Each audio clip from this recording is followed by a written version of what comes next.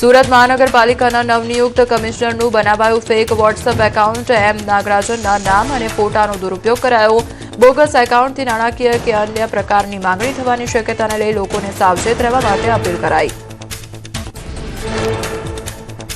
શ્રીનગરમાં 60,000થી વધુ દૈનિક વેતનદારો મેદાને નોકરી કાયમી કરવાની માંગ સાથે સરકાર વિરુદ્ધ સૂત્રોચ્ચાર કર્યા. નવાએ સુબહ કોમ્પ્લેક્સથી ટીઆરસી ક્રોસિંગ સુધી વિરોધ રેલી કાઢી.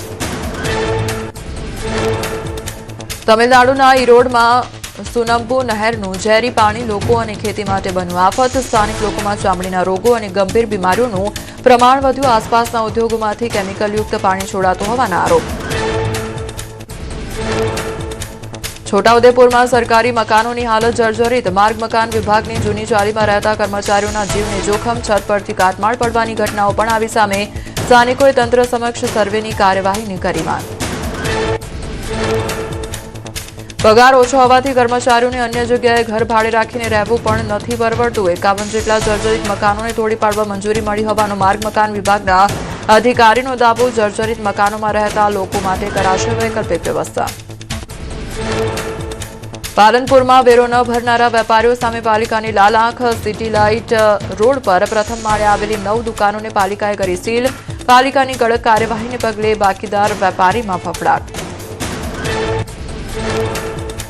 ગાંધીનગર કોર્ટની બોમ્બથી ઉડાવી દેવાની ધમકી મળી ત્યારે ધમકી બાદ તમામ લોકોને બહાર કાઢવામાં આવ્યા. કોર્ટ સંકુલને બોમ્બથી ઉડાવી દેવાની ધમકી મળતા પોલીસ કાફલો દોડતો થયો.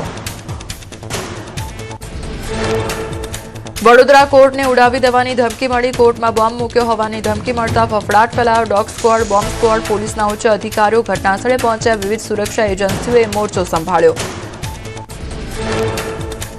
વલસાડ કોર્ટને બોમ્બથી ઉડાવી દેવાની ધમકી મળી. ધમકીથી પોલીસનો કાફલો કોર્ટ પર પહોંચ્યો. સલામતીના ભાગરૂપે કોર્ટ પરિસર ખાલી કરાયું. બોમ્બ સ્ક્વોડ અને ડોગ સ્ક્વોડ દ્વારા કોર્ટના ખૂણે ખૂણાનું સઘન ચેકિંગ કરાયું. સ્કૂલ કોર્ટને બોમ્બથી ઉડાવવાની ધમકીનો મામલો. કોંગ્રેસ ધારાસભ્ય કિરીટ પટેલે સરકાર પાસે તપાસની માંગણી કરી. કહ્યું, વિધાનસભામાં ગૃહ વિભાગની ચર્ચા દરમિયાન આ મુદ્દો ઉઠાવીશું. પોલીસ કે ગૃહ વિભાગને કડક કાર્યવાહી કરવી જોઈએ.